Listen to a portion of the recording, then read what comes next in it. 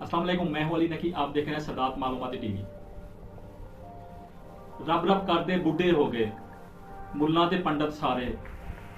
रब दा खोज जरा ना लभ्या, सजदे कर कर हारे। रब वो तेरे अंदर वसदा है, विच कुरान अशारे।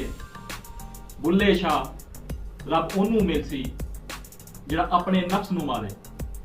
जी हाँ दोस्तों, आज हम बाबा बुल्ले शाह के गांव कसूर की तारीफ और इसके बारे में कुछ दिलचस्प बातें करेंगे। आपने वीडियो स्किप नहीं करनी, लाजमी लास्ट तक देखनी है। चलिए वीडियो को स्टार्ट करते हैं।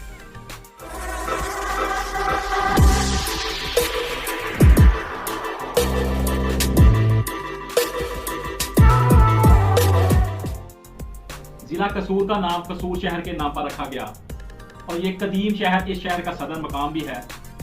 जिला का दर्जा हासिल करने से पहले ये लाहौर की एक तहसील था। 1 जनवरी 1976 को जिला लाहौर से तहसील कसूर को अलहदा करके जिला का दर्जा दिया गया। जिला कसूर की तारीख जानने से पहले कसूर शहर की तारीखी हैसियत का अदराक बहुत जरूरी है। कसूर का लफज अरबी जबान कसर की जमा है, जिसके मैनी है महल। कसूर शहर को सबसे पहले पठान उमरा ने आबाद किया और अपने खानदानों की रहाइश के लिए अलहदा किले नमा महल्लात तमीर करवाए और इन्हीं महल्लात की वजह से कसूर मावरे वजूद में आया और ये महल्लात बाद में कोट के नाम से मशहूर हुए। बहुत से कोट अब भी अपने नामों की वजह से मशहूर हैं, मसलन कोट हलीम खान, कोट फातेदीन, कोट उस्मान खान, कोट गुलाम मोहम्मद खान, कोट रुकनदीन खान, कोट मराद खान, कोट आजम खान, कोट मीरबाज खान, कोट शेरबाज खान, दौर कोट, रोड कोट और कोट अलीगढ़ वगैरह।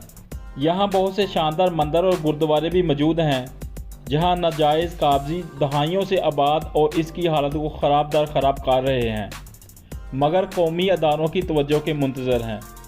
एक अंदाजे के मुताबिक कसूर पहली सदी ईस्वी में बड़ा कस्बा बन चुका था।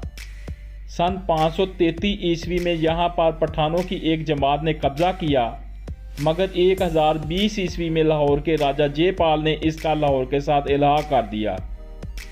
सन 1526 ईस्वी में ज़हीरुद्दीन बाबर ने हिंदुस्तान पर कब्ज़ा करने के बाद अफ़गानियों की खिदमत के सिले में कसूर का इलाका इनको अनायत कर दिया। सन 1830 ईस्वी में यहाँ पर राजा रंजीत की सूरत में सिखों का कब्ज़ा हो गया, जो 1847 ईस्वी तक रहा और बाद में पंजाब में अंग्रेज़ों हुकूमत होने की वजह से यहाँ पर अंग्रेज़ काबज़ हो गए।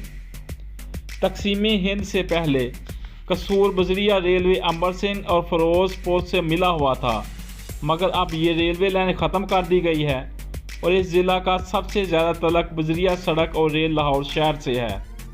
यहाँ की ज़्यादातर तजारत लाहौर ही की महरून मिलत है। सन 1860 ईस्वी में अंग्रेज़ हुकूमत ने कसूर को म्यूनिसिपैलिटी का दर्जा दिया।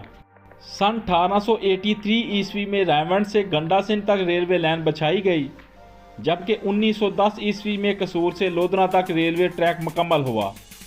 कसूर का माजी शानदार है, ये मजहबी, सकाफती और रूहानी रवायत का अमीन है। यहाँ तक ज़्यादातर हुकूमत पठानों की रही है, जिनको दिल्ली या लाहौर हुकूमत की तरफ से मुकर्रर किया जाता था, लेकिन वो मकामी तौर पर खुद मुख्तार हैसियत रखते थे। कहा जाता है कि 7वीं सदी ईस्वी में चीन का एक मशहूर सियासी हयून किसान यहाँ पहुँचा और यहाँ के हालात तहरीर किए। इसकी तहरीर से हमें आसार कदीमा के बारे में बहुत सी मालूमात मिलती हैं।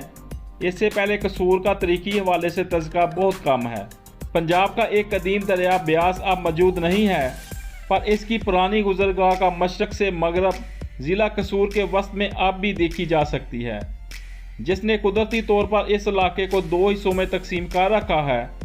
इस गुज़रगाह का शुमाली इलाका जनूबी इलाके की निस्बत ऊंचा है, जिसकी ऊंचाई तकरीबन 5.5 मीटर है। शुमाली इलाका ऊंचे होने की वजह से माजा और जनूबी इलाका बुटर कहलाता है। माजा के इलाके में दरिया ब्यास के साथ साथ मिट्टी के बड़े बड़े टीलों का एक सिलसिला भी मौजूद है। कसूर का कदीम शहर माजा के जनूब मगरबी सिरे पर इन्हीं टीलों के ऊपर आबाद नज़र आता है। कसूर शहर के मगरबी हिस्से से फ़िरोज़पुर रोड गुजरती है, जो लाहौर से शुरू होकर बरास्ता गंडा सिंह फ़िरोज़पुर तक जाती है। तकसीम हिंद के बाद ये सड़क बैनुल अक़वामी पाक भारत सरहद तक महदूद होकर रह गई है। ये शाहरा कसूर शहर से लाहौर तक तकरीबन 55 किलोमीटर और भारतीय सरहद फिरोजपुर तक 26 किलोमीटर है। इस ज़िला की सतह कुदरती तौर पर समंदर से 198 मीटर बुलंद है, जो शुमाल मशरक से जनूब मशरक तक अमूमन ढलवानी है। दरियाई रावी और दरियाई सतलुज के करीबी इलाके नशेबी हैं।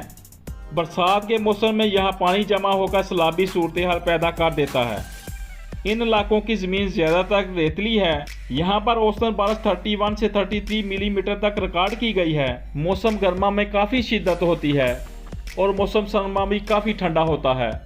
बहुत ज़्यादा गर्म महीने मई, जून, जुलाई हैं और दिसंबर, जनवरी, फरवरी सर्दी के लिहाज से अहमियत के रखते हैं। 1998 ईस्वी की मरदशुमार में फी मरबा किलोमीटर 382.4 अफराद आबाद थे, जबकि औसत निकालने से मौजूदा तादाद 800 अफराद फी मरबा किलोमीटर बनती है। इस जिला की कुल आबादी तकरीबन 30 लाख अफराद और कुल रकबा 3,995 मरबा किलोमीटर है।